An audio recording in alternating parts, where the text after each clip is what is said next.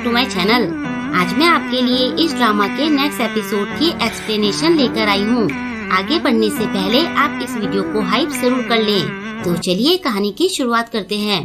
कहानी में आगे हम चोसुन को जेग्योंग के ऑफिस में बैठे देखते हैं। जेग्योंग पास्ट को याद करने लगती है।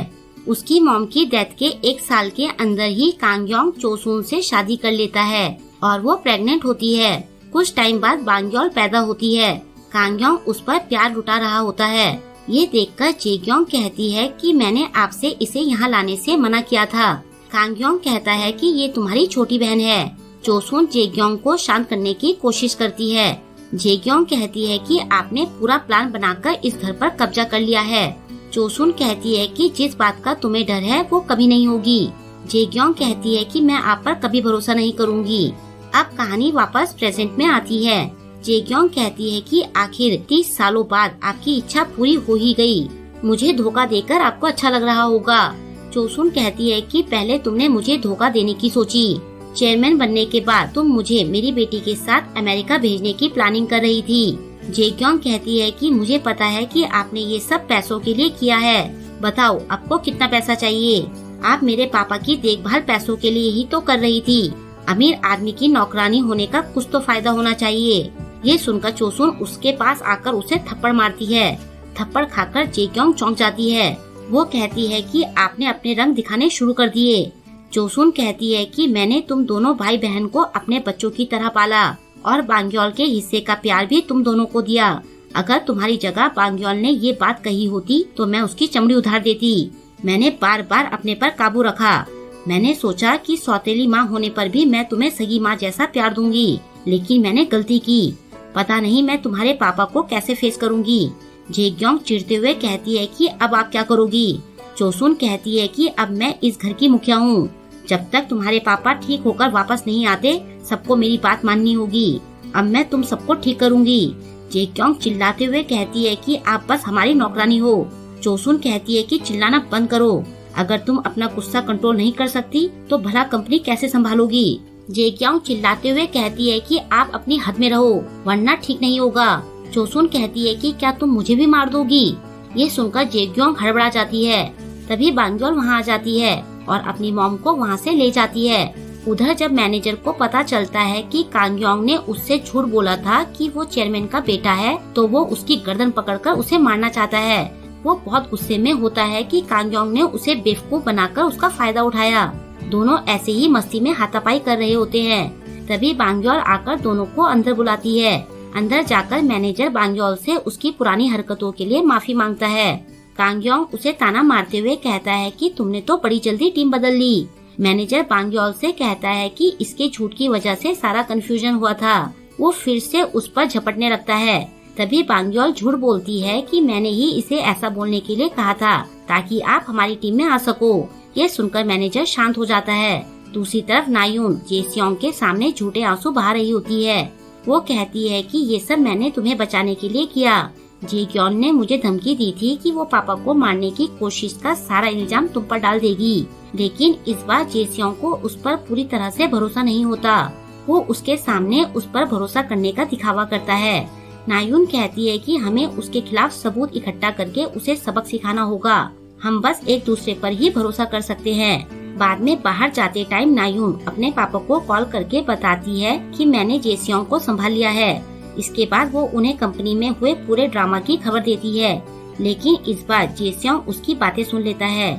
उसे याद आता है कि जब वो नायुन को पहले अपनी कंपनी में काम करवाने के लिए ले गया था तब उसके पापा ने उसे नायुन से बचकर रहने के लिए कहा था। उन्होंने कहा था कि ये अपने परिवार में सबसे शातिर है। नापयोंग ने कुछ सोचकर ही तुम्हारी शादी इससे की है। अभी भी उसे नायुन पर यकीन होता है। दूसरी तरफ जेग्योंग अपने पापा को देखने हॉस्पिटल जाती है। उसे अपने पति पर शक होता है, लेकिन उसका पति उसे अपनी बातों में लेकर उसका शक दूर कर देता है। वापस लौटते टाइम वो अपने सेक्रेटरी से कहती है कि मैं हुआनजुन को वापस आने पर मजबूर कर दूंगी। इधर ऑफिस में कांगयोंग, बांग्योल और मैनेजर अपना सामान लेने जाते हैं। वो डेस्क के नीचे होते हैं। तभी उनकी पूरी टीम वहां आकर उनकी बुराई करने लगती है। उनके जाने के बाद बांग्योल देखती है कि उसकी पुरानी क्लब की पार्टी वाली फोटोज वायरल हो रही होती है। ऑफिस में सब उन तीनों से दूरी बना लेते हैं। बांग्योल कहती है कि ये सब जेग्योंग का किया धरा है। जब मैं बाहर थी तो वो मेरे दोस्तों से मेरी जासूसी करवाती थी और मेरे बारे में झूठी बातें फैलाती थी। मेरे लिए ये नई बात नहीं है। जब मैं बाहर पढ़ रही थी तब भी मेरे साथ ऐसा ही होता था। हम देखते हैं कि पहले जब बांग्योल की क्लासमेट्स उसे बुली करती हैं, तो वो घर पर कॉल करती है। कांग्योंग उसे डांटते हुए कहता है कि मैंने तुम्हें वहाँ रोने के लिए नहीं भेजा है, मुझे कमजोर बच्चे नहीं चाहिए। बेचारी बांग्योल अकेली पड़ जाती है। मैनेजर रोते हुए कहता है कि तुमने बहुत कुछ सहा है। वो कहती है कि जब मैंने रिएक्ट करना छोड़ दिया तो उन्होंने मुझे परेशान करना बंद कर दिया। कांग्योंग कहता है कि क्या तुम्हें सच में लगता है कि बुली बच्चों से निपटना इतना आसान है। हम देखते हैं कि बांग्योल की कॉल के बाद कांग्योंग सांगजे के साथ अमेरिका जाता है और सारे बुली बच्चों को बहुत बुरी तरह से धमकाता है।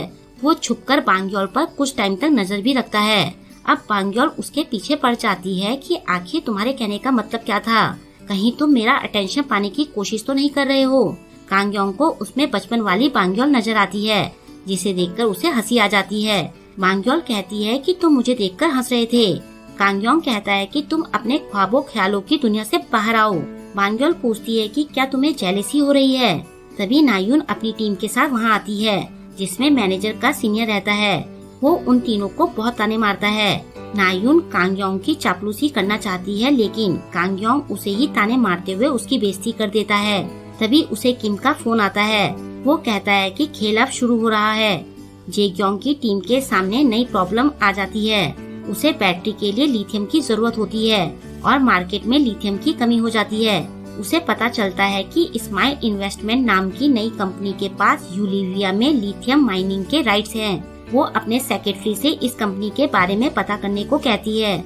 उधर नाब्योंग भी स्माइल इन्वेस्टमेंट के बारे में पता करवा रहा होता है, लेकिन दोनों को ही कंपनी के सीईओ के बारे में पता नहीं चल पाता। नाब्योंग अपनी बेटी पर अपना गुस्सा निकालता है। वो कहता है कि तुम्हारा पति एक नंबर का निकम्मा और नालायक है और तुमने मुझसे उस पर इतना इन्वेस्ट करवा दिया। नायुन उसे एक पोर्ट का राइट्स देते हुए कहती है कि ये आपका गुस्सा शांत करने में मदद करेगा। वो कहता है कि जेग्योंग ने तो सोचा था कि इसके बदले हम चेयरमैन बनने में उसकी हेल्प करेंगे, अब तो वो पागल हो रही होगी। नायुन कहती है कि उसके सामने बांग्योल नाम की बड़ी प्रॉब्लम है। तभी उसे जेस्योंग की कॉल आती है। वो उसे नाब्योंग से मिलवाने के लिए कहता है। नायुन कहती है कि अभी वो बहुत बिजी हैं, मैं भी उनसे नहीं मिल पा रही हूँ। कॉल रखने के बाद नाब्योंग कहता है कि धीरे धीरे करके उसे अपने जाल में ढंग से फंसा लो। इसके बाद नायुन बाहर जाती है। दूसरी तरफ से जेस्योंग उसे कंपनी से निकलते हुए देख लेता है। वो बड़बड़ाता है कि क्या तुम जानबूझकर मुझे अवॉइड कर रही हो। रात को घर पर जब सब डिनर के लिए बैठते हैं तो उन्हें उनकी पसंद का खाना नहीं मिलता। चोसुन उनकी पसंद का मेन्यू लाकर उनके सामने फाड़ देती है और कहती है कि आज से सब कुछ मैं डिसाइड करूंगी। अगर किसी को कुछ प्रॉब्लम है तो वो जा सकता है। जेग्योंग का पति कहता है कि हम लोग अब से अलग खाएंगे। दिन में चोसुन ने उसे कांग्योंग को जल्दी ठीक करने के लिए कहा था। उसने कहा था कि तुम इन्हें ठीक करो और मैं जेग्योंग पर नजर रखूंगी कि अब वो कुछ गलत ना करे। इसके बाद वो जेग्योंग और अपने बेटे को लेकर चला जाता है। नायुन भी जेस्योंग से चलने के लिए कहती है। चोसुन उसे कहती है कि तुम दोबारा से जेस्योंग को धोखा देने की कोशिश मत करना।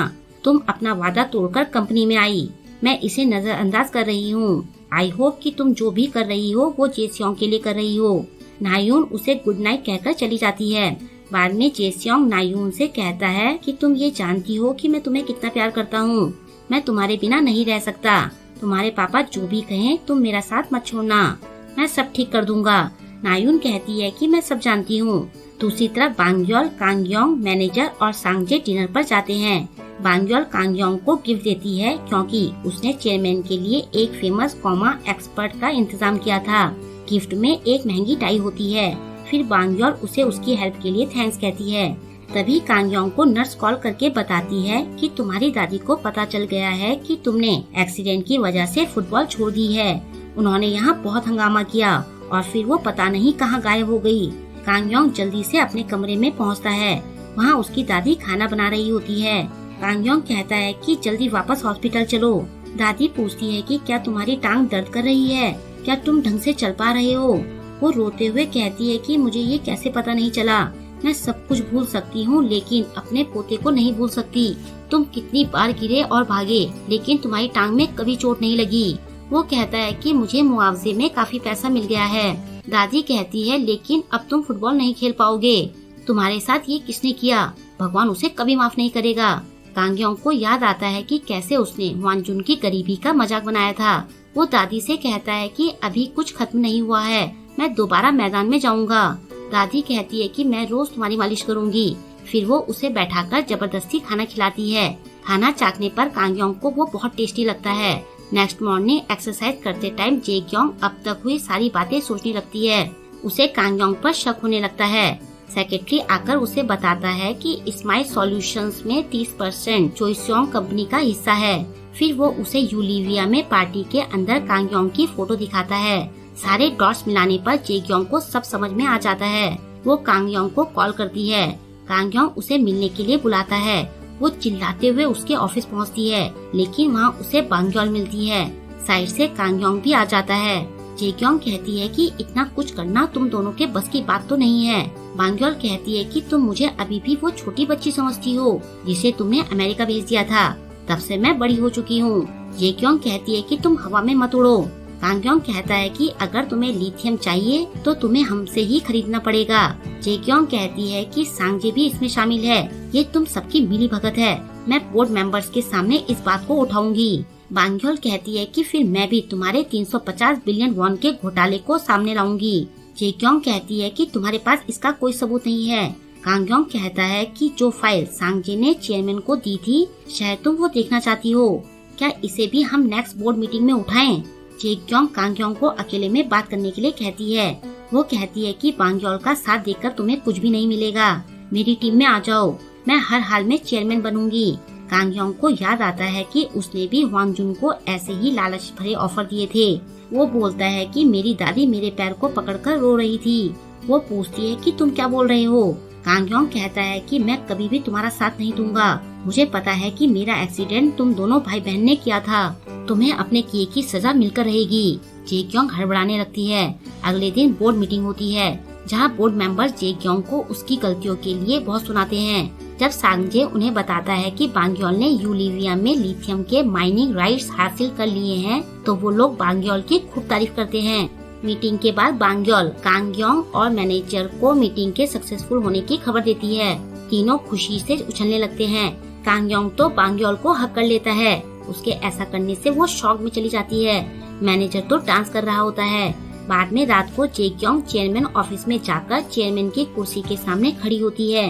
वो कहती है कि मैंने इस कुर्सी को पाने के लिए सब कुछ किया, लेकिन जितना मैं इसके पास जाती हूँ उतना ही मैं इससे दूर होती जाती हूँ। फ्रस्ट्रेट होकर वो कहती है कि ये कंपनी मेरी है, इस कुर्सी को मैं किसी भी हाल में पाकर रहूंगी। तभी उसे नाब्योंग की कॉल आती है। नेक्स्ट सीन में हम दोनों को डिनर टेबल पर देखते हैं। नाब्योंग उसे अपनी टीम ज्वाइन करने के लिए कहता है। वो कहता है कि तुम्हारी बहन ने तुम्हारे साथ साथ मुझे भी नुकसान पहुंचाया है। तुम कहो तो मैं तुम्हारे लिए उसे रास्ते से हटा सकता हूँ। बदले में तुम मेरी बेटी को जेसियोंग की जगह ट्रेडिंग का प्रेसिडेंट बना देना।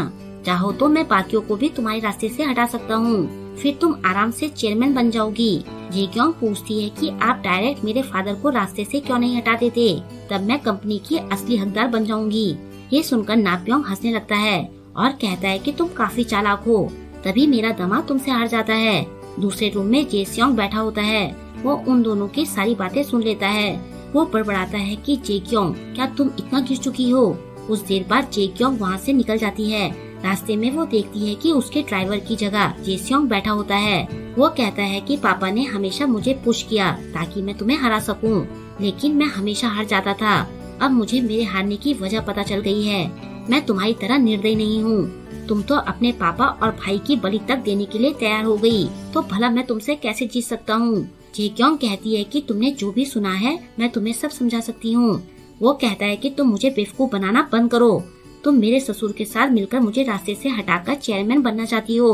वो उसे गाड़ी रोकने के लिए कहती है। जेसियोंग कहता है कि मैं सबके सामने तुम्हारी सारी पोल खोल दूंगा। अब तुम डिसाइड करो कि तुम नाब्योंग से दूर रहोगी या फिर मेरे साथ मरना पसंद करोगी। जे क्योंग स्टीयरिंग पकड़कर उसे गाड़ी रोकने के लिए कहती है और तभी उनकी गाड़ी का एक्सीडेंट हो जाता है। जेसियोंग को पुलिस पकड़ लेती है। सारी न्यूज में उसी के बारे में आ जाता है। कांग योंग भी ये न्यूज देखता है। पुलिस स्टेशन में जेसियोंग देखता है कि उसके खिलाफ सारे सबूत होते हैं। जेसियोंग कहता है कि मेरी बहन ने मेरे ससुर के साथ मिलकर सबको मारने की कोशिश की। उसने मेरे पापा को भी मारने की कोशिश की। मैं तो बस उसे डराना चाहता था। ऑफिसर कहता है कि तुमने जेक्योंग का किडनैप किया और कंपनी में पैसों का घोटाला भी किया। ये सुनकर वो चौंक जाता है। तभी जेक्योंग वहाँ आती है। वो अबला नारी बनने का नाटक करती है और फिर वो जेसियोंग से कहती है कि अब तुम्हें पता चला कि क्यों तुम कभी मुझे नहीं हरा पाए। हम देखते हैं कि जब उसे नाब्योंग की कॉल आई थी तब उसने उसके साथ अपनी मीटिंग की खबर जेसियोंग तक पहुंचा दी थी। उसे पता था कि उसके ड्राइवर की जगह जेसियोंग है। उसने ही खुद एक्सीडेंट करके पुलिस को बुलवाया था। जेक्योंग उसे उसके आपा खोने के लिए थैंक्स कहती है। बाहर रिपोर्टर्स के सवालों से एक बार फिर जेसियोंग अपना आपा खो देता है और फिर वो जेक्योंग की तरफ झपटता है, लेकिन पुलिस वाले उसे पकड़ लेते हैं। तभी कांगयोंग पांग्योल के साथ वहाँ आ जाता है। वो चिल्लाते हुए उसे होश में आने के लिए कहता है। जेसियोंग को उसमें अपने पापा नजर आते हैं। वो कहता है कि मैं फिर से उससे हार गया, मुझे माफ कर दो, मैं आपका नाकारा बेटा हूँ। ऐसा कहते हुए उसकी आंखों में आंसू होते हैं। फिर पुलिस उसे ले जाती है। कांगयोंग जेक्योंग की तरफ देखकर कहता है कि तुम और कितना नीचे गिरोगी। ऐसा कहते हुए उसकी आंखों से आंसू निकलने लगते हैं। तभी उसके सिर में बहुत तेज दर्द होने लगता है। पांग्योल आकर उसे संभालती है। वो सोचता है कि कहीं उसे होश तो नहीं आ रहा है। उधर हॉस्पिटल में उसकी बॉडी की उंगली हिलती है। आगे हम देखते हैं कि कांगयोंग जेक्योंग से पूछता है कि तुमने ये सब क्यों किया। वो कहती है कि तुम दोनों ने मुझे ये करने पर मजबूर कर दिया। ऐसा कहकर वो चली जाती है। कांगयोंग को फिर से चक्कर आने लगते हैं। वो हॉस्पिटल का वीडियो देखकर सोचता है कि मेरी बॉडी में हरकत होने की वजह से ऐसा हो रहा है। तभी सांगजे उसे कॉल करके ऑफिस आने के लिए कहता है। ऑफिस में पुलिस ट्रेडिंग डिपार्टमेंट से सारी फाइलें कलेक्ट करती हैं। कांगयोंग बांग्योल के साथ वहां पहुंचता है तो वो देखता है कि नायून और उसकी टीम को पुलिस पकड़कर ले जा रही होती है। अंदर जाने पर वो सांगजे को बताता है कि शायद मेरी बॉडी जल्दी होश में आ जाएगी। सांगजे पूछता है कि क्या तब आपकी आत्मा वापस ओरिजिनल बॉडी में चली जाएगी। वो कहता है कि ये कहना तो मुश्किल है कि क्या होगा। सांगजे कहता है कि शायद ऑडिट टीम ने जेसियोंग की घोटाले वाली फाइल रिकवर कर ली होगी। ये सब मेरी गलती है। कांगयोंग कहता है कि इसमें तुम्हारी कोई गलती नहीं है, ये सब जेक्योंग का किया धरा है। हम देखते हैं कि जेक्योंग ऑडिट टीम के मेंबर को प्रमोशन का लालच देकर केवल जेसियोंग के घोटाले की फाइल रिकवर करवाती है। फिर वो एक्सीडेंट के बाद पुलिस को घोटाले की खबर देकर जेसियोंग को फंसा देती है। उधर चोसुन हॉस्पिटल में कांगयोंग की बॉडी के पास होती है। जेक्योंग का पति आकर उसे बताता है कि जेक्योंग को हल्की खरोंचें लगी हैं, लेकिन इस बार उसने सारी हदें पार कर दी हैं। वैसे चेयरमैन की हालत सुधर रही है और वो जल्दी ही होश में आ जाएंगे। तभी नर्स आकर उसे बाहर चलने के लिए कहती है। बाहर जेक्योंग रिपोर्टर से घिरी होती है। उसका हस्बैंड उन सबको वहाँ से जाने के लिए कहता है। जेक्योंग बेचारी बनते हुए उनसे अपनी फैमिली की तरफ से माफी मांगती है। रिपोर्टर्स के जाने के बाद वो अपने पति से कहती है कि तुम्हें उन सबसे कहना चाहिए था कि मैं पूरी तरह से घायल हूँ ताकि जेसियोंग जेल में ही बंद रहे। उसका पति कहता है कि क्या तुम सच में उसे जेल में रखना चाहती हो। वो कहती है कि उसने क्राइम किया है तो उसकी सजा तो उसे भुगतनी ही पड़ेगी। फिर वो अपने पति को धमकाते हुए कहती है कि मुझे धोखा देने की सोचना भी मत, अब यहाँ सिचुएशन और खराब होने वाली है, तुम हमारे बेटे को लेकर यूएसए चले जाओ। उसका पति पूछता है कि फिर चेयरमैन के इलाज का क्या होगा। जेक्योंग कहती है कि उन्हें इलाज की जरूरत नहीं है, मैं सब देख लूंगी। चोसुन ये सब सुन लेती है। तभी जेक्योंग को नाब्योंग की कॉल आती है। वो कहता है कि तुम्हें मेरी बेटी को इसमें नहीं घसीटना चाहिए था, मुझसे दुश्मनी तुम्हें महंगी पड़ेगी। जेक्योंग कहती है कि ये तुम्हें पहले सोचना चाहिए था। हम देखते हैं कि जब नाब्योंग उसे अपनी मदद का ऑफर दे रहा था उस टाइम उसकी बेटी भी वहाँ आई थी। उसे इस बारे में सब पता था। तब जेक्योंग ने उनका ऑफर ये कहकर ठुकरा दिया था कि मैं अपने भाई बहन को खुद संभालूंगी। अब वो नाब्योंग से कहती है कि मैं तुम्हें भी नहीं छोड़ूंगी। ऐसा कहकर वो चली जाती है। चोसुन डॉक्टर के पास आकर उसे चेयरमैन को जल्दी होश में लाने के लिए कहती है। उधर सांगजे ऑडिट टीम के मेंबर को पकड़कर कहता है कि तुमने जेक्योंग का साथ क्यों दिया। वो कहता है कि मेरे पास और कोई चारा नहीं था। सांगजे उसे जेक्योंग की फाइल्स रिकवर करने के लिए कहता है। वो कहता है कि इसमें टाइम लग सकता है। इसके बाद वो दोनों जाकर जेक्योंग की फाइल रिकवर करने लगते हैं। तभी टीम मेंबर इमरजेंसी बटन दबा देता है। जेक्योंग सिक्योरिटी टीम के साथ वहाँ आती है और उनसे पूछती है कि इस टाइम तुम दोनों यहाँ क्या कर रहे हो। टीम मेंबर सांगजे को फंसा देता है कि ये मुझसे आपके बारे में झूठी फाइल्स तैयार करवा रहे थे। जेक्योंग ऑडिट टीम से सांगजे को अरेस्ट करने के लिए कहती है। वो उसका फोन भी जब्त करवा लेती है और उसे एक्टिंग चेयरमैन की पोस्ट से भी हटा देती है। अगले दिन वो इमरजेंसी मीटिंग बुलाती है और कहती है कि कंपनी वैसे ही इतनी मुसीबतों में है। उस पर सांगजे ने मेरे खिलाफ झूठी फाइल्स तैयार करके मुझे फंसाने की कोशिश की। बोर्ड मेंबर सांगजे को गलत मानने के लिए तैयार नहीं होते। बांग्योल कहती है कि क्या तुम्हारा डिपार्टमेंट बिल्कुल क्लीन है। जेक्योंग कहती है कि पहले तुम सबूत लेकर आओ, तब मुझ पर कोई इल्जाम लगाना। वैसे सांगजे तुम पर बहुत भरोसा करता था। क्या इन सारी सिचुएशन से निकलने का तुम्हारे पास और कोई प्लान है।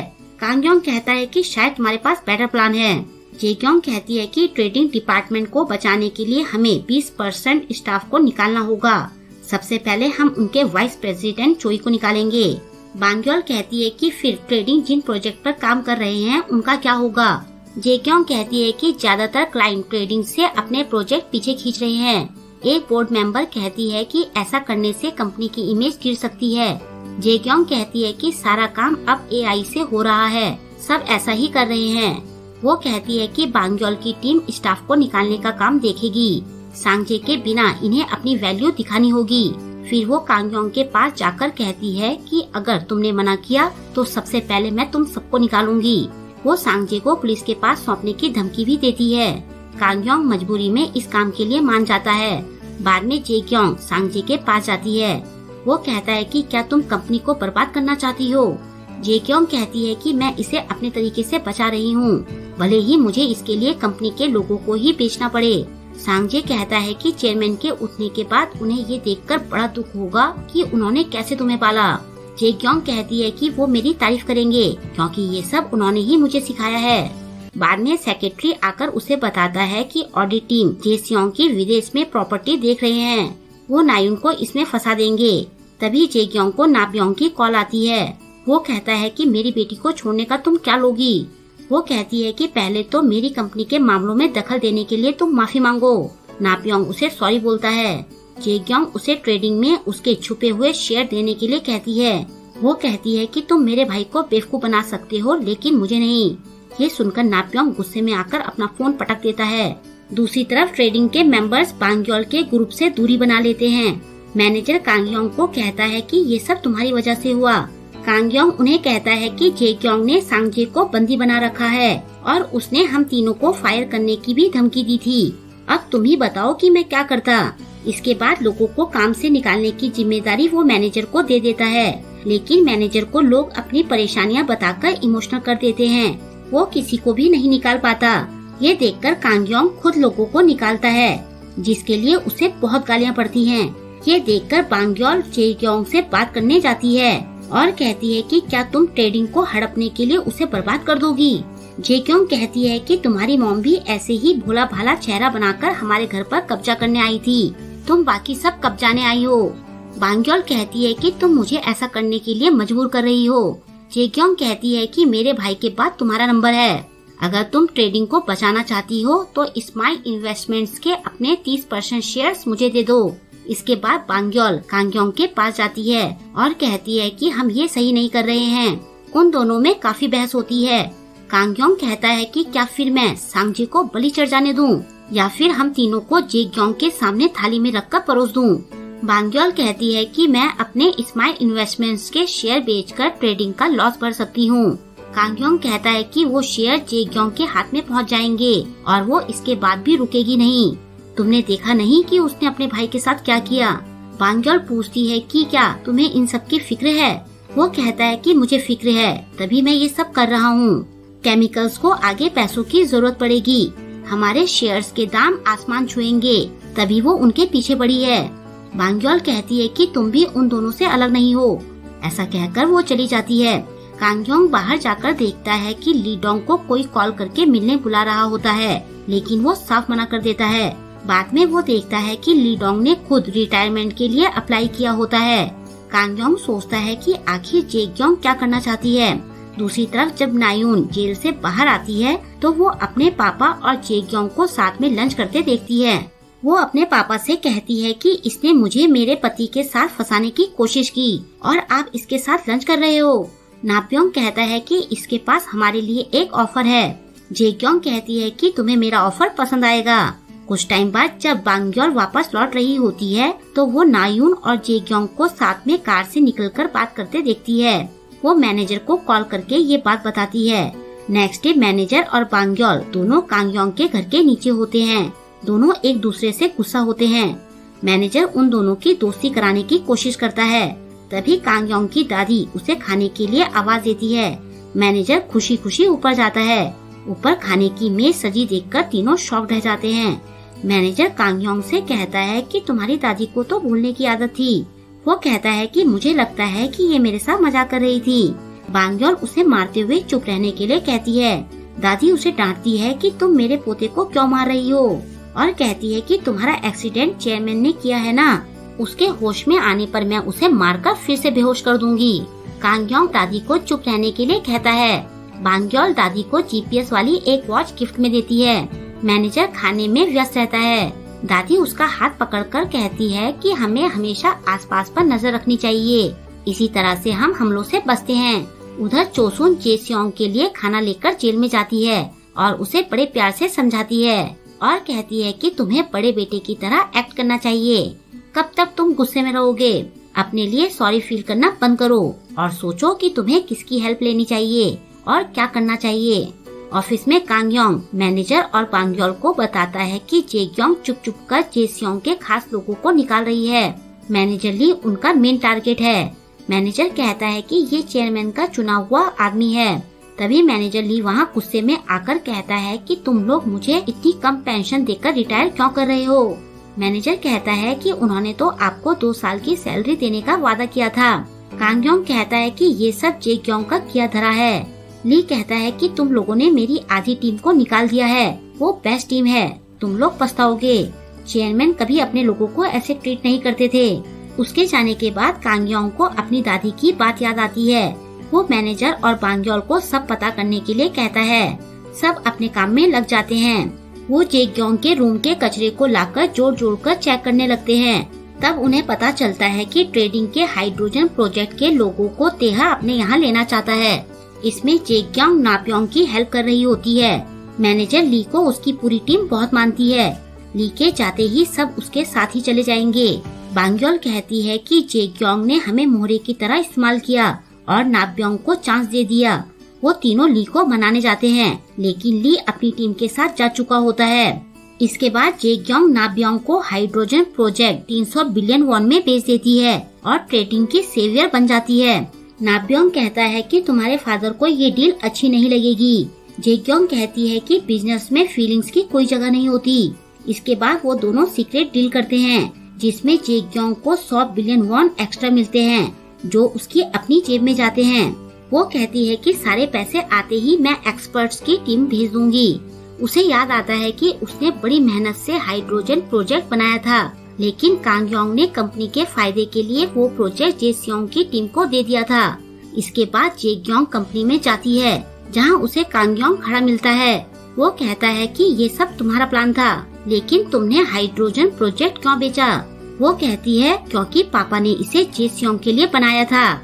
वो हमेशा से ही उसे बेस्ट दिया करते थे, इसलिए मैंने अकेले लड़ना सीखा। एक बार मैंने उसके लिए लाया इंस्ट्रूमेंट काट दिया था। मुझे लगा कि वो हल्ला मचाएंगे, लेकिन उन्होंने कुछ नहीं किया। तब से मुझे पता चल गया कि मुझे बस जीतना है, फिर मैं चाहे जो भी करूं, वो कुछ नहीं कहेंगे। कांगयोंग सोचता है कि उस टाइम मुझे वही करना सही लगा। मैं तुम्हें और दुखी नहीं करना चाहता था, मैंने ही तुम्हें ऐसा बना दिया। रात को उसे याद आता है कि उसने वानजुन से कहा था कि मेरी कंपनी का कोई कुछ नहीं बिगाड़ सकता। वो बड़बड़ाता है कि अपनी कंपनी को बर्बाद करने वाला मैं ही हूँ। तभी बांग्योल उसे मैसेज करती है कि हमें सांगजे मिल गया है। बांग्योल को सफाई वाली लेडीज बताती है कि उन्होंने एक कमरे में सांगजे को कैद देखा है। बांग्योल और मैनेजर सफाई वाले बनकर जाते हैं और वहाँ से सांगजे को छुड़ा ले आते हैं। सांगजे की हालत देखकर कांगयोंग को बहुत बुरा लगता है। वो कहता है कि ट्रेडिंग को बचाने का एक रास्ता है। बांग्योल कहती है कि अब स्माइल इन्वेस्टमेंट्स के शेयर बेचकर भी कुछ नहीं होगा। कांगयोंग कहता है कि अगर जेक्योंग चेयरमैन बन गई तो सब तबाह हो जाएगा। सांगजे पूछता है कि हम क्या कर सकते हैं। वो कहता है कि हमें जेसियोंग को बाहर निकालना होगा, उसके घोटाले का इल्जाम चेयरमैन पर डाल दो। जेसियोंग के शेयर ट्रेडिंग को बचा सकते हैं, तब हम हाइड्रोजन प्रोजेक्ट वापस ले सकते हैं। सांगजे कहता है कि क्या तुम उन्हें फिर से क्रिमिनल बनाना चाहते हो। मैनेजर भी कहता है कि तुम पागल हो गए हो। कांगयोंग कहता है कि भले ही चेयरमैन होश में आ भी गए तो भी वो काम पर नहीं आ सकेंगे, यही हमारा बेस्ट ऑप्शन है। सांगजे पूछता है कि फिर उनकी इज्जत का क्या होगा, उनकी पूरी लाइफ की मेहनत का क्या होगा। कांगयोंग कहता है कि इससे कुछ फर्क नहीं पड़ता, एक आदमी के सैक्रिफाइस से सब ठीक हो जाएगा। मैनेजर उसका कॉलर पकड़ते हुए पूछता है कि ये डिसाइड करने वाले तुम कौन हो। वो कहता है कि मैं बाद में सब ठीक कर दूंगा। तभी बांग्योल उसको पंच मार देती है। वो कहती है कि तुम मेरे पापा के साथ ऐसा नहीं कर सकते, तुम उनकी लाइफ बर्बाद करने वाले होते कौन हो, वो चेयरमैन है। कांगयोंग हंसते हुए कहता है कि मुझे लगा था कि तुम मुझसे नफरत करती हो। उसे हंसता देखकर बांग्योल और चिढ़ जाती है। कांगयोंग कहता है कि तुम चाहे जो भी करो, लेकिन मेरा जवाब नहीं बदलेगा। चेयरमैन को ये कुर्बानी देनी ही होगी। तुम्हें इस बार अपने पापा को धोखा देना होगा। घर में बांग्योल बहुत गुस्से में होती है। वो अपनी मॉम को सारी बात बताती है। जोसुन कहती है कि वो सही बोल रहा है, तुम्हारे फादर भी यही करते, ऐसा करके तुम सब भी सेफ रहते। उन्होंने कभी जताया नहीं, लेकिन तुम बच्चे उनके लिए सब कुछ हो। बांग्योल कहती है कि सब उनकी तरफ उंगली उठाएंगे और उन्हें ब्लेम करेंगे। जोसुन कहती है कि तुम्हारे पापा या मेरे हस्बैंड होने से पहले वो कंपनी के चेयरमैन हैं। अगर ऐसा करने से कंपनी बच सकती है तो वो ये जरूर करेंगे। तुम्हारे फादर ने ऐसे ही जिंदगी जी है। वो देखती है कि कांगयोंग ने उसे मैसेज किया होता है कि अब सब तुम्हारे हाथ में है। अगले दिन जेग्योंग ट्रेडिंग को बचाने का क्रेडिट ले रही होती है। वो नायुन को भी क्रेडिट देती है और उसे जेसियोंग की जगह डायरेक्टर बने रहने के लिए कहती है। दोनों खुश हो रहे होते हैं। तभी जेसियोंग वहाँ आता है और कहता है कि मैं वापस आ गया हूँ। जेग्योंग चौंकते हुए पूछती है कि तुम बाहर कैसे आए। कांगयोंग और बांग्योल वहाँ आते हैं और बांग्योल न्यूज चलाती है। सब देखते हैं कि सांगजे कन्फेस कर रहा होता है कि सारा घोटाला चेयरमैन ने किया था। पूरे घोटाले की जांच दोबारा शुरू हो जाती है। सांगजे को विटनेस बना दिया जाता है। हम देखते हैं कि पहले बांग्योल जाकर जेसियोंग को सब बताती है, लेकिन वो अपने फादर को फंसाने से मना कर देता है। बांग्योल कहती है कि फिर तुम यहीं सड़ते रहो, तुमने पापा पर एक्सीडेंट का ब्लेम डालकर घोटाले का पैसा छुपाया था। जेसियोंग उसे जाने से रोकता है। बांग्योल कहती है कि ये सब मैं कंपनी को बचाने के लिए कर रही हूँ। मैं जेग्योंग को उनकी कंपनी बर्बाद नहीं करने दूंगी। अब से तुम वही करोगे जो मैं तुम्हें करने के लिए कहूँगी। वो हाँ बोलता है। अब वो जेग्योंग के कंधे पर हाथ रखकर बोलता है कि मुझ पर लगे चार्ज खत्म हो गए हैं। मैं अपनी बहन के साथ ड्राइविंग पर गया था।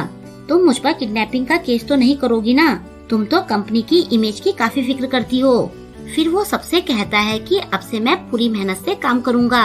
जेग्योंग बड़बड़ाती है कि मैं इस फालतू की लड़ाई से परेशान हो गई हूँ। शाम को बांग्योल का ग्रुप पार्टी के लिए जाता है, लेकिन बांग्योल और कांगयोंग एक दूसरे से चिढ़े होते हैं। कांगयोंग उसे कहता है कि हमारे पास और कोई चारा नहीं था और तुमने मेरा जबड़ा लगभग तोड़ ही दिया था। वो कहती है कि जब तक तुम ये ठीक नहीं करते मैं तुम्हें माफ नहीं करूँगी। दूसरी तरफ जेग्योंग हॉस्पिटल में पहुँचती है। नर्स उसे वहाँ आते देखती है। उधर घर पर दादी को कांगयोंग अपने सामने दिखाई देता है और फिर वो बाहर चला जाता है। दादी भी उसके पीछे पीछे जाती है। उधर पार्टी करते टाइम कांगयोंग के फोन में अलर्ट का मैसेज आता है। उसे बेहोशी सी आने लगती है। हॉस्पिटल में जेग्योंग बाहर जाती है और पूरे हॉस्पिटल में हड़कंप मच जाता है। जेग्योंग कार में बैठकर सेक्रेटरी से कहती है कि कोई कॉल मत उठाना, मैं सोना चाहती हूँ। उधर रेस्टोरेंट में कांगयोंग अचानक से बेहोश हो जाता है। जेसियोंग ऑफिस में जेग्योंग के पास जाता है और उसे कॉलर पकड़कर गुस्से में कहता है कि तुम पापा को अपने हाथों से कैसे मार सकती हो। वो लगभग उसे मार ही देता है और यहीं पर आज के वीडियो की एंडिंग हो जाती है। आई होप कि आपको आज का वीडियो पसंद आया होगा। आपको आज का वीडियो कैसा लगा मुझे कमेंट करके जरूर बताएं और वीडियो को लाइक और शेयर करना ना भूलें। अगर अभी तक आपने मेरे चैनल को सब्सक्राइब नहीं किया है तो प्लीज मेरे चैनल को सब्सक्राइब कर लें और लेटेस्ट वीडियोस की नोटिफिकेशन पाने के लिए बेल आइकन को प्रेस करना ना भूलें। मिलते हैं जल्द ही इसके नेक्स्ट वीडियो के साथ। Thank you.